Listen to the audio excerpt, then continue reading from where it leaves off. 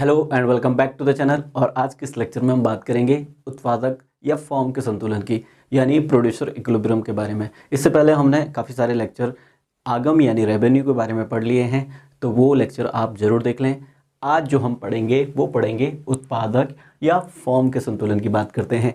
तो उत्पादक, फॉर्म या संतुलन, ये तीनों शब्द अलग अलग हैं। पहले तो क्या करते हैं कि इनके अर्थ समझ लेते हैं। अर्थ समझने के लिए क्या है कि अर्थ इसलिए समझते हैं क्योंकि एग्ज़ाम में क्या आता है, अभी मैंने एक पेपर देखा था, उसमें क्या था, उसमें आ रखा था कि उपभोक्ता क्या है, वैसे ही लिख के आ जाता है कि उत्पादक क्या है, what is consumer, what is producer. ठीक, ये चीज़ें आती है तो वो आपको पता होना चाहिए कि भाई उत्पादक है क्या, या फर्म क्या है, संतुलन क्या होता है। ये तीनों चीज़ें भी आपको पता होनी चाहिए। तो पहले हम बात करते हैं उत्पादक की। भाई प्रोड्यूसर होता कौन है, जो प्रोड्यूसर है वो होता कौन है। तो अगर उत्पादक की बात करें तो उत्पादक हो या फिर कंज्यूमर हो या उपभोक्ता हो, दोनों एक शब्द दोनों में कॉमन है कि ये दोनों कौन से होते हैं, आर्थिक एजेंट होते हैं, यानी इकोनॉमिक एजेंट होते हैं ये लोग। उत्पादक भी हो गया और उपभोक्ता भी। अब उत्पादक करता क्या है, उत्पादक क्या करता है, जो साधन है, कौन से साधन है आपके उत्पत्ति के, जो साधन है उनको एकत्रित करता है। एकत्रित करके क्या बनाता है, वस्तु तैयार करता है। तो उत्पादक की क्या परिभाषा हम दे सकते हैं कि वह आर्थिक एजेंट जो उत्पादन के साधनों को एकत्रित करके वस्तु का उत्पादन करता है, वो क्या कहलाता है, उत्पादक या प्रोड्यूसर कहलाता है। ठीक, ये चीज़ हो गई।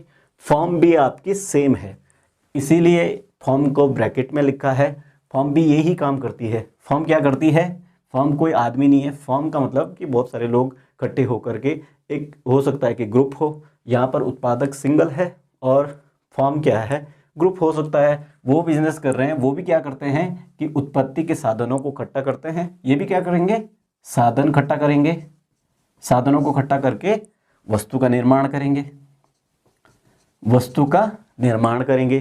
तो ये दोनों चीज़ें एक ही हो गई। हम दोनों का ही यूज करेंगे, उत्पादक का भी और फर्म का, क्योंकि एग्जाम में दोनों चीज़ें आती है। एग्जाम में ये आता है कि उत्पादक का संतुलन बताइए, या फिर आ सकता है एक फर्म का संतुलन बताइए। तो वो चीज़ें आपको आनी चाहिए, तो दोनों का मतलब भी आपको पता होना चाहिए। तो ये दोनों चीज़ें होगी। ठीक, अब बात करते हैं संतुलन की। तो भाई संतुलन या इक्विलिब्रियम होता क्या है। संतुलन मतलब, जैसे आम भाषा में हम समझते हैं, संतुलन मतलब संतुलन, दोनों चीज़ें बराबर, दोनों जगह जब बराबर हैं वो आपकी बैलेंस वाली स्थिति आ जाती है। तो वही है आपकी संतुलन वाली स्थिति। ऐसी स्थिति, कौन सी स्थिति, जिसमें परिवर्तन नहीं चाहता है, कौन, उत्पादक। उत्पादक या जो भी हम जिस भी संतुलन की बात करते हैं, वो ऐसी स्थिति होती है जिसमें कोई भी परिवर्तन अब नहीं चाहता है। जब वो संतुलन की अवस्था में आ जाता है तो उसमें कोई भी परिवर्तन नहीं चाहता है। ऐसी स्थिति जिसमें कोई भी परिवर्तन नहीं चाहता है उत्पादक, वही क्या कहलाता है, आपका उत्पादक का संतुलन, यानी इक्विलिब्रियम क्या होता है, जहाँ पर उत्पादक परिवर्तन नहीं चाहता है, वो स्थिर रहना चाहता है, वो स्थिति क्या कहलाती है, आपकी संतुलन कहलाती है। तो संतुलन भी आपका डिस्कस हो गया। ये तीनों चीज़ें हो गई। अब बात करते हैं कि उत्पादक जो फॉर्म है, उत्पादक या फॉर्म का जो संतुलन होता है वो कैसे होता है। तो अगर उत्पादक या फॉर्म के संतुलन की बात करें तो इसकी दो विधियां हैं। इसकी कितनी विधियां हैं, दो मेथड है इसके। पहला मेथड क्या है, कुल आगम लागत विधि। पहला मेथड क्या है आपका, कुल आगम लागत विधि। पहला मेथड तो ये है। इसको क्या लिखेंगे, TR&TC मेथड हो गया। ये कौन सा मेथड हो गया, TR&TC मेथड। दूसरा मेथड क्या है, दूसरी विधि क्या है, सीमांत लागत आगम विधि। दूसरा क्या है, सीमांत लागत आगम विधि। इसको क्या लिखेंगे, MR&MC मेथड या MCMR मेथड। दोनों चीज़ें आपकी क्लियर हो गई। ये दोनों क्या हैं, उत्पादक फर्म के संतुलन की दो विधियां होती हैं। दो विधियां हो गई। अब एग्जाम में अगर सिर्फ ये क्वेश्चन आता है कि उत्पादक का संतुलन बताइए, तो आप किसी भी विधि से बता सकते हैं। अब अगर आ गया कि कुल लागत या कुल आगम विधि से बताना है, तो किस प्रकार से बताएंगे। कुल ये आ गया कि सीमांत लागत और सीमांत आगम विधि से बताइए, तो किस प्रकार से बताएंगे। अब देखो, सबसे मेन बात ये है कि इसके भी दो दो प्रकार हैं। दो दो प्रकार कैसे हैं, देखो, कुल आगत या कुल लागत विधि क्या है, ये क्या आ जाएगा, एक या तो पूर्ण बाजार में आएगी, एक आएगा आपका पूर्ण बाजार। पूर्ण बाजार में कुल आगम और लागत विधि, और दूसरा क्या है, अपूर्ण बाजार। अपूर्ण बाजार, ये हो गया। वैसे ही यहाँ पर भी ये मेथड भी दो मार्केटों में हमें देखने को मिलता है। यहाँ पर भी दो बाजार हैं। पूर्ण बाजार में अगर आप देख लो, पूर्ण बाजार में क्या आता है, पूर्ण प्रतियोगिता बाजार। क्या आता है, पूर्ण प्रतियोगिता बाजार।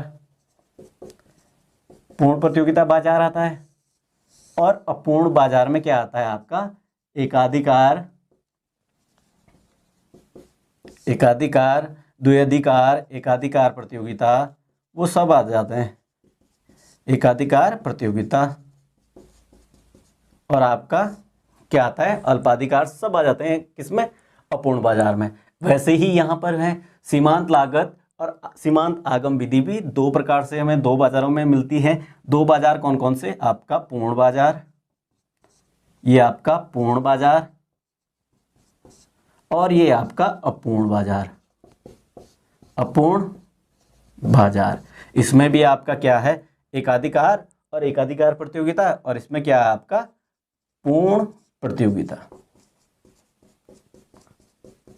तो ये आपका क्लियर हो गया होगा। देखो, उत्पादक फर्म का हम संतुलन पढ़ रहे हैं।